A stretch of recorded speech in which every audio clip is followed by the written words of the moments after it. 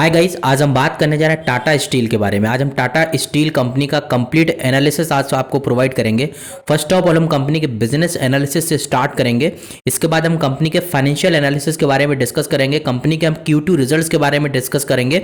इसके साथ साथ हम कंपनी के पास्ट परफॉर्मेंस के बारे में भी डिस्कस करेंगे। पिछले 1-2 साल का कैसा डेटा रहा है कंपनी का, कैसे परफॉर्मेंस रहा है कंपनी, कैसा प्रॉफिट एंड लॉस रहा है, इन सारे टॉपिक्स को लेकर डिस्कस करेंगे। ये हमारा फाइनेंशियल एनालिसिस रहेगा। इसके साथ हम कंपनी से कुछ रेशियोज के बारे में भी डिस्कस करेंगे कि अल्टीमेटली सॉल्वेंसी रेशियो क्या है, कंपनी का रिटर्न रेशियो क्या है। इन टॉपिक्स को लेकर हम बात करने वाले हैं। साथ में हमारा लास्ट डिस्कशन रहेगा जिसमें हम कंपनी का टेक्निकल एनालिसिस के बारे में डिस्कस करेंगे। जो करंट स्टॉक प्राइस है कंपनी का भी मूव कर रहा है, उसके बिहाफ पे अभी हमें फिलहाल में अगर एंट्री करनी चाहिए तो क्या है, रिस्की है या एक अपॉर्चुनिटी है। इन टॉपिक्स को लेकर हम बात करेंगे। तब तक आप बने रहिए हमारे साथ वीडियो में। अगर आपने अभी तक इस चैनल को सब्सक्राइब नहीं किया तो सब्सक्राइब करें और लेटेस्ट वीडियो देखने के लिए हमारे नोटिफिकेशन बेल आइकन को जरूर चेक कर लें और उसको ऑन कर लें, जिससे जैसे हमारे वीडियो अपलोड होंगे तो सबसे पहले आप तक पहुंच पाएंगे। क्लियर। इसके बाद हम बात कर लेते हैं बिजनेस एनालिसिस के बारे में कंपनी की।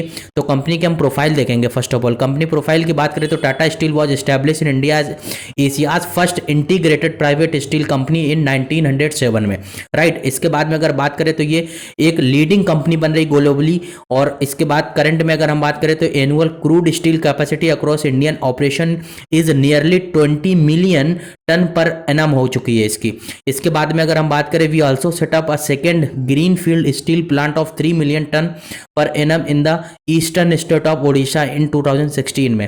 ये तो कंपनी के बेसिक प्रोफाइल था। इसके बाद हम बात करेंगे कंपनी के पोर्टफोलियो के बारे में, तो प्रोडक्ट्स के बारे में। तो इसने 4 सेगमेंट को लेकर काम कर रही मेनली कंपनी, जैसे ऑटोमेटिव एंड स्पेशल प्रोडक्ट्स को लेकर, industrial products and project and exports पे काम करती है company, branded products and retail पे काम कर रही है, service and solution company provide करती है। ये मेनली 4 सेगमेंट है कंपनी के। इसके अलावा भी और सेगमेंट पे काम कर रही है, जैसे एग्रीकल्चर सेगमेंट हो गया, ऑटोमेटिव स्टील सेगमेंट हो गया, construction, consumer goods, energy and power and engineering segment को लेकर भी काम कर रही कंपनी। इसके बाद कंपनी और भी जैसे hot roll, cold roll, galvanised, branded solution और coated coil, tubes, rubber, wire rods की ओर कंपनी काम कर रही है। क्लियर। इसके बाद हम फाइनेंशियल एनालिसिस की बात करें तो फाइनेंशियल एनालिसिस बढ़ने से पहले मैं चाहूंगा इस वीडियो को लाइक करें और इस चैनल को अगर आपने सब्सक्राइब नहीं किया तो अगर न्यू है, बिगनर है, तो आप इस चैनल को सब्सक्राइब भी कर सकते हैं। कि इंपॉर्टेंट टास्क मैं आपको प्रोवाइड करने जा रहा हूँ। स्क्रीन पे हमने कुछ टॉप 4 कंपनी ली है सेम इंडस्ट्री की कंपनी, जैसे JSW steel, steel authority of India, Motherson Sumi wiring India limited, Jindal stainless steel. Market cap आप देख सकते हैं इनका और लास्ट ट्रेडेड प्राइस भी आप स्क्रीन पर देख सकते हैं। इन किसी कंपनी पे अगर आप एनालिसिस चाहते हैं तो आप कमेंट सेक्शन में हमें कमेंट कर सकते हैं। हमारी टीम उस कंपनी का कंप्लीट एनालिसिस आप तक पहुंचाएगी। क्लियर। इसके अलावा बढ़ते हैं आगे क्वार्टरली रिजल्ट्स की ओर। तो क्वार्टरली रिजल्ट्स में हमने जो फिगर लिए वो कंसोलिडेटेड फिगर लिए हुए हैं और दिसंबर क्वार्टर से लेकर हमने सितंबर क्वार्टर का रिजल्ट स्क्रीन पे शो कर रहा है। इसके बाद अगर हम बात करें रेवेन्यू की तो 41,935 करोड़ का दिसंबर क्वार्टर में रेवेन्यू था 2020 में, वही मार्च में 50,000, 53,000 जून में, लास्ट सितंबर 2021 में 60,387 करोड़ का रेवेन्यू था कंप्लीट का। और अभी यही सितंबर क्वार्टर में अगर हम बात करें तो 59,878 करोड़ का रेवेन्यू रहा है कंपनी का, जो कि सितंबर क्वार्टर में, ये रिसेंट सितंबर की। एक्सपेंस की बात करें तो पिछले सितंबर 2021 में 43,931 करोड़ का था। एक्सपेंस बढ़कर 53,817 करोड़ के अभी रिसेंट सितंबर क्वार्टर 2022 में हो चुके हैं। इसके बाद फाइनेंस प्रॉफिट की अगर हम बात करें तो लास्ट सितंबर क्वार्टर में 16,456 करोड़ का फाइनेंस प्रॉफिट था, जो कि अभी सितंबर में 6,060 करोड़ का हो गया घटकर। तो आप देख पा रहे हैं कितना फाइनेंस प्रॉफिट कंपनी का घट गया। इसके अलावा मार्जिन की बात करें तो 27% का पिछले सितंबर क्वार्टर का मार्जिन हुआ करता था, जो कि घटकर अभी 10% का मार्जिन रह गया है कंपनी का। इंटरेस्ट की बात करें तो यही इंटरेस्ट सितंबर क्वार्टर में 1,020 करोड़ के आसपास कंपनी क्वार्टरली पे कर रही थी और वही अब 1,519 करोड़ का कंपनी क्वार्टरली इंटरेस्ट पे कर रही है। इंटरेस्ट की अगर बात करें तो कोई खास इंटरेस्ट कंपनी नहीं है, पे भी नहीं कर रही, इतना खास बर्डन इतना कंपनी के पास है नहीं। इसके बाद प्रॉफिट बिफोर टैक्स की बात करें तो यही 14,120 करोड़ का प्रॉफिट सितंबर क्वार्टर में था, वही घटकर अभी 2,605 करोड़ का प्रॉफिट बिफोर टैक्स हो गया घटकर। तो यही नेट प्रॉफिट की बात करें तो 12,548 करोड़ का सितंबर क्वार्टर में प्रॉफिट था नेट प्रॉफिट, और वही घटकर 1,297 करोड़ का अभी सितंबर क्वार्टर में हो गया। मतलब लगभग 90% प्रॉफिट क्या हो गया, घट गया है। कंपनी का नेट प्रॉफिट में गिरावट है मोर देन 90% पिछले सितंबर क्वार्टर कंपेरिजन में। बट यही क्वार्टर ऑन क्वार्टर की बात करें तो पिछले 7,714 करोड़ का जून क्वार्टर में इसका नेट प्रॉफिट था, वही घटकर 1,297 करोड़ अभी नेट प्रॉफिट सितंबर क्वार्टर का रहा है। क्लियर। तो ये कंपनी की स्थिति है जो आपने देखी। इसके बात करें अगर हम सेक्टर की तो ये आयरन एंड स्टील सेक्टर से जैसा कि कंपनी बिलोंग करती है। आप जानते हैं इंडस्ट्री की बात करें तो steel and iron products company बनाती है और वेबसाइट की www.tatasteel.com एक ऑफिशियल वेबसाइट है, आप जरूर विजिट करें। प्राइस की बात करें तो 105 रुपये 50 पैसे का ये क्लोजिंग प्राइस प्राइस है जो हमने लिया है स्क्रीन पे। और मार्केट कैप की बात करें तो 1,28,895 करोड़ का लगभग इसका मार्केट कैप है। तो मार्केट कैप की बात करें तो बहुत अच्छा इसका मार्केट कैप है। क्लियर। इसके बाद शेयर होल्डिंग पैटर्न की बात करें तो क्वार्टर ऑन क्वार्टर हमने लिया है शेयर होल्डिंग पैटर्न। प्रोमोटर्स की 34.41% लास्ट सितंबर क्वार्टर में थी, वही घटकर अभी 33.92% सितंबर क्वार्टर 2022 की है।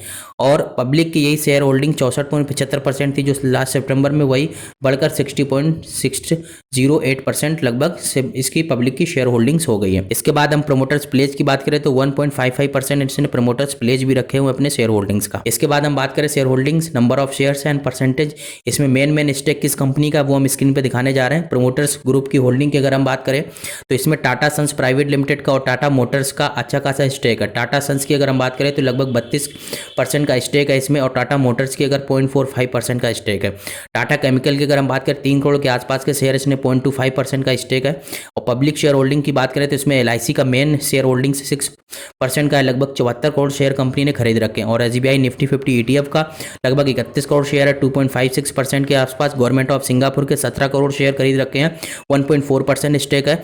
और LIC pension fund scheme state government की जो है उसमें करीब 15 करोड़ के शेयर खरीद रखे हैं, 1.23% का। ये मेन स्टेक्स हैं जो हमने स्क्रीन पे आपको शो किया है कि इस कंपनी में इन कंपनीज के स्टेक्स इतने अवेलेबल हैं। क्लियर।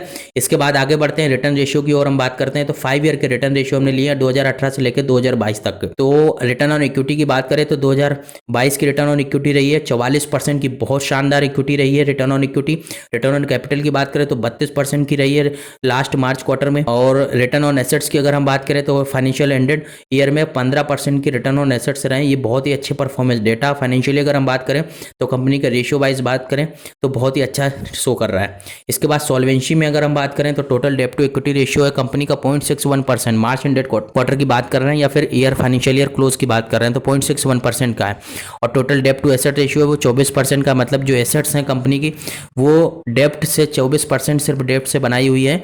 जैसा कि आप बात कर रहे हैं टोटल डेप्ट की, तो टोटल डेप्ट है कंपनी का 68,829 करोड़ का टोटल डेप्ट है कंपनी का ओवरऑल कंपनी के ऊपर। और टोटल एसेट्स हैं कंपनी के वो 2,82,422 करोड़। तो ये कंपनी के लिए बहुत अच्छी बात है कि एसेट्स कंपनी के पास बहुत ज़्यादा है डेप्ट के कंपेरिजन में। इंटरेस्ट कवरेज रेशियो की अगर हम बात करें तो 10% का इंटरेस्ट कवरेज रेशियो बहुत शानदार है। जितना अधिक इंटरेस्ट कवरेज रेशियो होता है उतना कंपनी के ऊपर बर्डन कम होता है इंटरेस्ट का, तभी कहीं ना कहीं इसका इंक्रीज हो सकता है इंटरेस्ट कवरेज रेशियो।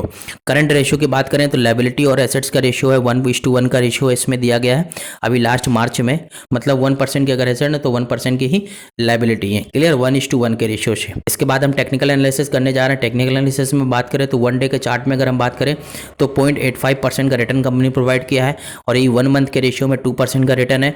और ओवरऑल लास्ट 1 ईयर की अगर हम बात करें तो 4% का नेगेटिव रिटर्न कंपनी ने प्रोवाइड किया है। और यही अगर लास्ट 5 ईयर का डेटा देखें तो 64% का रिटर्न कंपनी ने प्रोवाइड किया है। कुछ खास परफॉर्मेंस नहीं किया, बट अल्टीमेटली अगर हम लॉन्ग टर्म व्यू से बात करें तो अगर कोई स्टॉक्स खरीदते हैं तो एक अच्छा खासा रिटर्न आता ही है। तो लास्ट 5 ईयर का रिटर्न इसमें 106 रुपये के स्टॉक प्राइस से 64% का रिटर्न कंपनी ने प्रोवाइड किया है। क्लियर। इसके बाद हम बात करें कंपनी के करंट सिचुएशन देख लेते हैं। वीकली चार्ट हमने स्क्रीन पे लिया है, ये अप ट्रेंड रहा है स्टॉक का। 20 रुपये से स्टॉक ने करीब 140 रुपये का हाई मारा, 140-50 के आसपास का। और इसके बाद में स्टॉक सिचुएशन देखें तो कंटिन्यूस डाउन आ रहा है, 150 रुपये के मारने के बाद ये डाउन हो गया, और अभी स्टॉक इस फेज में मूव कर रहा है 106 रुपये के आसपास। तो हम 106 रुपये के आसपास ये स्टॉक जो मूव कर रहा है इसकी हम बात करेंगे। तो ये डेली चार्ट हमने स्क्रीन पे लिया, एक डाउन ट्रेंड आया, और इसके बाद में अभी जो स्टॉक मूव कर रहा है 106 रुपये के आसपास मूव कर रहा है। इसके बाद ये रेजिस्टेंस होल्ड कर रहा है करीब 115 रुपये का, और सपोर्ट जो होल्ड कर रहा है वो 95 रुपये का। तो स्टॉक अभी 115 और 95 रुपये के सपोर्ट से और 115 रुपये के रेजिस्टेंस के बीच में स्टॉक मूव कर रहा है। करंट में अगर आप बाय करना चाहते हैं तो थोड़ा रिस्की होगा, क्योंकि ये स्टॉक कहीं भी जा सकता है, या तो रेजिस्टेंस ब्रेक करेगा तो ऊपर जा सकता है, अगर सपोर्ट तोड़ेगा तो नीचे जा सकता है। तो इसलिए अगर आपको एक जेन्युइन एंट्री अगर करनी है तो या तो आप रेजिस्टेंस ब्रेकआउट का वेट करें या तो फिर सपोर्ट तोड़ने का। कंटिन्यूअस अगर देखा जाए तो डाउन ट्रेंड है, अगर सपोर्ट तोड़ने का वेट कर रहे हैं तो सबसे पहले सपोर्ट टूट जाने दीजिए, इसके बाद आप एंट्री कीजिए। और रेजिस्टेंस अगर 115 के ऊपर सस्टेन करता है और ओवरऑल 140-50 के ऊपर फिर स्टॉक जाता है तो इस स्टॉक में बहुत अच्छे आने वाले समय में तेजी आने वाली, क्योंकि फाइनेंशियली अगर हम बात करें तो इस स्टॉक में काफ़ी स्ट्रॉन्ग है, डेप्ट कंपनी के पास बहुत कम है, इन सारी चीज़ों को देखते हुए। क्लियर। तो मिलते हैं, thank you so much next video में। और अगर कोई वीडियो का एनालिसिस आप चाहते हैं किसी कंपनी का तो आप कमेंट सेक्शन में कमेंट कर सकते हैं। Shiv, thank you so much, मिलते हैं नेक्स्ट वीडियो में।